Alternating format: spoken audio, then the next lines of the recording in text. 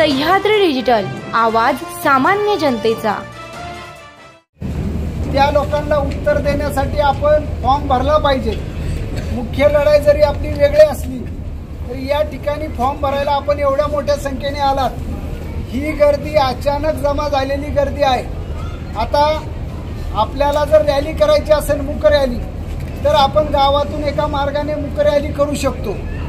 पण माझं असं मत आहे की 2 तारखेला आपल्याला मोठा मेळावा करायचा आहे आणि तो मेळावा करत असताना जे लोक आपल्या ताकदीबद्दल बोलताय, जे आता किरकोळ लोक घेऊन फॉर्म भरलाय, त्या ठिकाणी त्या लोकांना आपल्याला उत्तर द्यायचंय।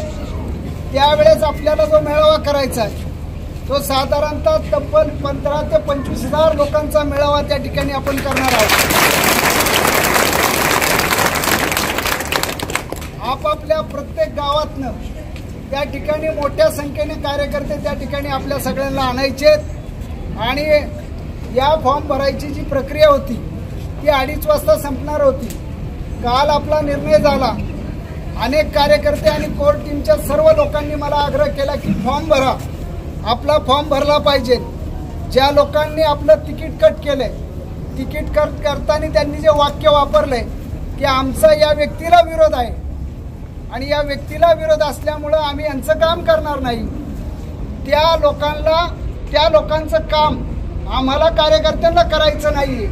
त्यामुळे आम्हाला ना मोहितेचं काम करायचंय, ज्यांनी तुमचं तिकीट कट केलंय त्यांचं काम करायचंय। तर त्या ठिकाणी आमचा आग्रह आहे, तुम्ही त्या ठिकाणी फॉर्म भरा। आपण राष्ट्रवादी शरदचंद्रजी पवार साहेब या पक्षाचा देखील त्या ठिकाणी फॉर्म भरला आहे आणि आपला अपक्ष देखील फॉर्म भरलेला आहे। त्यामुळं आता आपण या प्रक्रियेमध्ये पुढे जाण्याचं ठरवतोय। आपली सगळी कोर टीम चांगल्या पद्धतीने काम करते। आपले 389 बूथ आहेत, त्या बूथवरच्या प्रत्येक कार्यकर्त्याला पंचायत समिती गणाप्रमाणे, नगरपालिकाप्रमाणे मी आढावासाठी बोलावणार आहे की आपण काय स्टेजला आहोत, आपल्याला या गावात काय मतदान होणार आहे। 5 उमेदवार होत आहेत, 4 होत आहेत, त्याच्यामध्ये आपली संख्या काय असणार आहे आणि या सगळ्याचा लेखाजोखा 2 तारखेच्या सभेमध्ये त्या ठिकाणी मी तुमच्या समोर मांडणार आणि त्यावेळेस तुम्ही जो निर्णय देणार त्या निर्णयाला अधीन राहून मी त्या ठिकाणी पुढची विधानसभेची निवडणूक लढायचा निर्णय घेतलेला आहे। आपण सगळे एवढ्या मोठ्या संख्येने त्या ठिकाणी माझ्याबरोबर आलात। या ठिकाणी बराच वेळ सकाळी 11 वाजल्यापासून आतापर्यंत या ठिकाणी आपण सर्वजण थांबलात, त्याबद्दल मनापासून आपल्या सर्वांचे आभार व्यक्त करतो। खऱ्या अर्थाने पवार साहेबांची मनापासून इच्छा होती की ही जागा सोडायची नाही, पण शिवसेनेचे काही लोक आणि इतर पक्षाची काही लोक हे पवार साहेब आणि जयंतराव पाटील, माननीय जयंतराव पाटील यांच्याकडे जाऊन सांगायचे की तुम्ही जर या माणसाला उमेदवारी दिली तर आम्ही यांचं काम करणार नाही। आणि मग अशा पद्धतीमध्ये वारंवार 10 दिवस हॅमरिंग झाल्यानंतर ती जागा त्या ठिकाणी शिवसेनेकडे द्यायची मानसिकता झाली। जर ही राष्ट्रवादी पक्षाकडे असती तर ती निश्चित मलाच देणार होते। त्यामुळे मला मिळणार म्हटलं की यांची मीटिंग ग्रँड हॉटेलला, मला मिळणार म्हटलं की यांनी मीटिंग करायची आणि आमच्या पक्ष कार्यालयात जाऊन तिकीट मागायचं। खरं तर तुम्ही तुमच्यासाठी उमेदवारी मागणं हे रास्त आहे, तुमच्या पक्षात मागणं हे रास्त आहे। मी शिवसेना पक्षाकडे उमेदवारी मागायला गेलो नाही, मी कोणाचीच कागाळी चाडी किंवा याला उमेदवारी देऊ नका असं सांगायला गेलो नाही।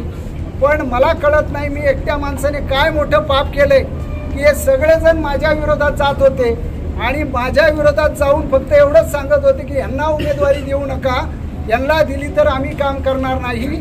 त्या नेते मंडळींना आणि त्या ठिकाणी त्या जाणाऱ्या प्रत्येक व्यक्तीला त्या ठिकाणी उत्तर द्यायचंय। मग माझा न्याय मी तुमच्या सर्वांच्या समोर आणलाय, जनतेच्या समोर मांडायचं ठरवलंय आणि याच्यामध्ये जो खरा न्याय होणार आहे तो 2 तारखेच्या सभेच्या निमित्ताने आपण त्याचा न्याय घेणार आहोत। मधल्या पिरियडमध्ये त्या ठिकाणी आपल्याला प्रत्येक बूथचा आपण लेखाजोखा घेणार आहोत आणि काळजी करू नका। आजच माऊलींचं दर्शन घेऊन त्या ठिकाणी मी आणि निवडक लोक घेऊन जाऊन त्या ठिकाणी नारळ श्रीफळ देऊन मी त्या ठिकाणी प्रचाराची सुरुवात मरकळ गावात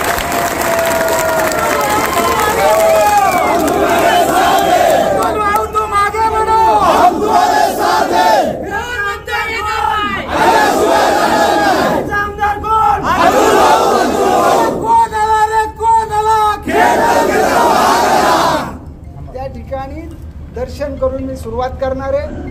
आपल्या सगळ्यांची जबाबदारी आहे. आपल्या आपल्या बूथवरती आपल्या गावात जर उदाहरणार्थ 1000 मतं आहेत आणि 800 मतदान झालं तर त्याच्यामध्ये अतुल भाऊला किती पडेल मतदार यादीप्रमाणे मला कॅल्क्युलेशन आपण आणून द्यायचं आहे.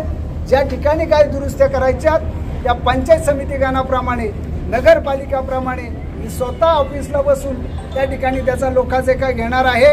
आपण सर्वजण मोठ्या संख्येने आलात त्याबद्दल मनापासून हार्दिक आभार. आता आपण रॅली पण करू शकतो.